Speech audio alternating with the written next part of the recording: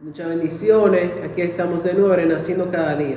Y hoy le vamos a compartir el tema, el Evangelio de la Prosperidad. ¿Y qué dice la Biblia acerca de esto?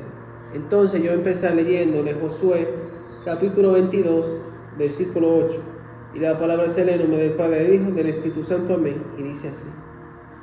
Y les habló diciendo, volved a vuestras tiendas con grandes riquezas, con mucho ganado, con plata, con oro y bronce y muchos vestidos. Compartid con vuestros hermanos el botín de vuestros enemigos.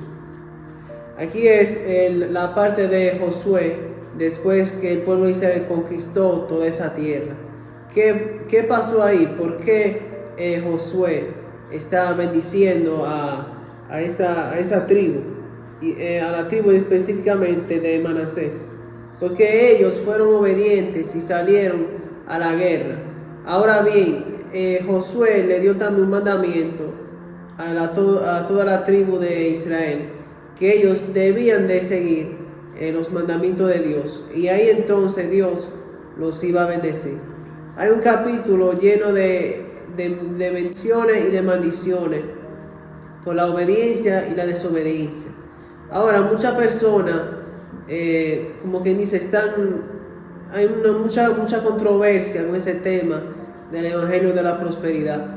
Porque hay gente que dice que Dios no tiene que dar, no tiene que hacernos próspero, no tiene que hacer esto y lo otro. Pero eso es porque no tiene una visión de lo que realmente significa prosperidad. Aquí se está hablando mucho de riqueza, de ganado, etc. Pero es una parte de la prosperidad. Porque Dios quiere, un versículo dice que Dios quiere que tengamos la cosa abundantemente para que podamos compartir también con los demás. Como dice también aquí, y compartir con vuestros hermanos el botín de vuestros enemigos. O sea, el problema no es la prosperidad en sí, sino cuando tú pones toda la cosa y las bendiciones que te da Dios por encima de Él. Ese es el problema. El problema no es que Dios te bendiga, que Dios te dé una casa, que tú tengas fe, que Dios te va a ayudar económicamente y que Dios como que hasta te va a sanar. Porque hay personas que dicen que Dios no sana ya. Esas son cosas, bueno, si tú quieres pensar eso, tú eres libre de pensar en lo que tú quieras. Pero la Biblia dice específicamente en otro capítulo, que es Tercera de Juan, capítulo 1, versículo 2, dice así: Amado, yo deseo que tú seas prosperado en todas las cosas y que tengas salud, así como prospera tu alma. O sea que la voluntad de Dios es que nosotros prosperemos, que prospere primeramente nuestra alma, porque si nuestra alma no está próspera, entonces lo otro no sirve de nada. Y el único que puede hacer prosperar nuestra alma es Jesús. Entonces luego, ya que nosotros estamos prosperando nuestra alma, entonces ahí también vienen las siguientes bendiciones, que dice, yo deseo que tú seas prosperado en todas las cosas y que tengas salud. O sea que eso son cosas muy importantes también, y que Dios en su palabra nos promete que Él nos va a ayudar, que la riqueza suya económica o cualquier cosa te enriquece y no da tristeza con ella. Entonces vamos a tener cuidado, por otro lado, con otro tipo de evangelio de la prosperidad, que dice, no, si tú haces esto, si tú pagas por algo, entonces Dios te va a bendecir. Dios te bendice por tu obediencia y por la cosa que tú haces. Y Él no está obligado a hacerlo, pero Él lo quiere hacer. Él quiere que nosotros estemos bien y que podamos también ayudar a los demás, y no solamente comer nosotros, sino que también los otros puedan comer de la bendición que Dios nos da. Amén, gloria a Dios. Yo le voy a leer San Mateo capítulo 6, versículo de 30 al 33. La palabra de Dios en el nombre del Padre, del Hijo y del Espíritu Santo. Amén. Dice así: Y si la hierba del campo, que hoy es y mañana se echa en el horno, Dios la viste así, ¿no hará mucho más vosotros, hombre de poca fe? No os afanéis, pues, diciendo, ¿qué comeremos? ¿Qué beberemos? ¿O qué vestiremos? Porque los gentiles buscan todas estas cosas, pero vuestros padres celestiales saben que tenéis necesidad de todas estas cosas. El 33. Mas buscar primeramente el reino de Dios y su justicia, y todas estas cosas serán añadidas. Gloria a Dios. Aquí se llama el título el Evangelio de la prosperidad. Por aquí está diciendo, uno tiene que estar muy atento a lo que escuchamos acerca de Dios. Tenemos que tener los 5 sentidos bien abiertos, el entendimiento, porque mucha gente dice que Dios no hace nada, otra gente dice que Dios hace mucho. O sea, hay una confusión de personas que conocen a Dios y están de un modo, ¿cómo se dice? Como así, inseguro. Porque el mismo Juan Bautista le mandó a decir a Jesús, y él es el Mesías, y Jesús le mandó a decir a los discípulos, dígale todo lo que hemos hecho, todo lo que se ha hecho. O sea, que el mismo Juan estaba un poco confundido, y eso que era el mismo Jesús.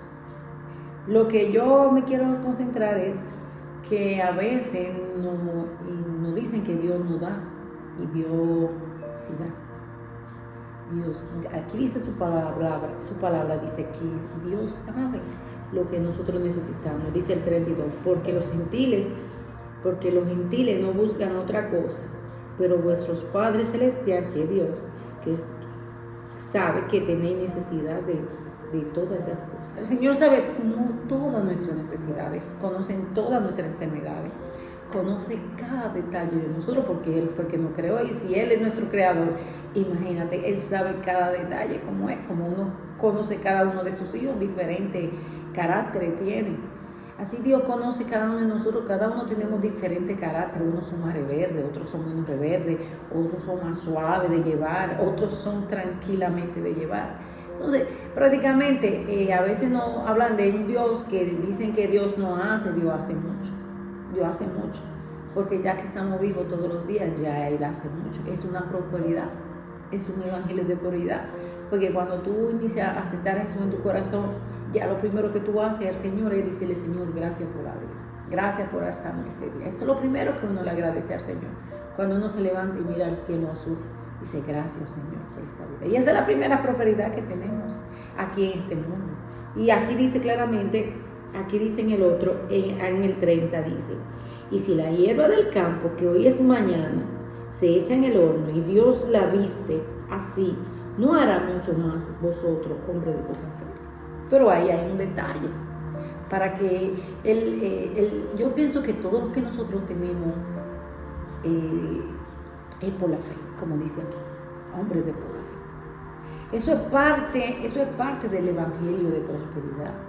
La fe es la primera llave que entra, primero la oración y después la fe, porque cuando uno ora, a veces uno ora y dice, vamos a orar, y tiene poca fe, pero cuando usted primero ora con fe, ahí se combinan esas dos llaves y se habla cerradura y la llave, sí, y usted se queda sorprendido, porque a veces lo imposible Dios lo hace posible, lo que para el hombre es imposible, para Dios es posible.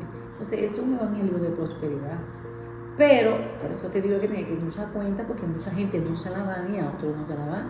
Entonces cuando cada uno debe experimentar a Dios en su vida diferente.